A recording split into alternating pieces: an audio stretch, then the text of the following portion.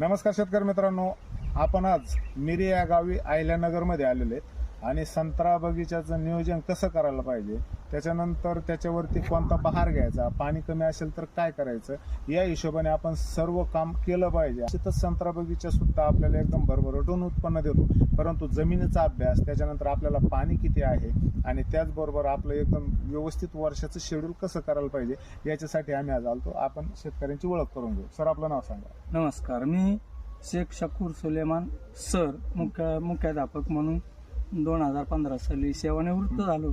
त्यानंतर या शेती व्यवसायाकडे मी वळलो. 7 ऑगस्ट 2021ला संत्रा या पिकाची लागवड केली. आज रोजी माझ्याकडं 450 झाडं आहेत आणि ती 4 वर्षाची पूर्ण होऊन आज 5व्या वर्षात त्यांनी पदार्पण केलं. पण या बागेमध्ये म्हणजे या संत्रा या पिकामध्ये मी थोडासा अनभिज्ञ होतो.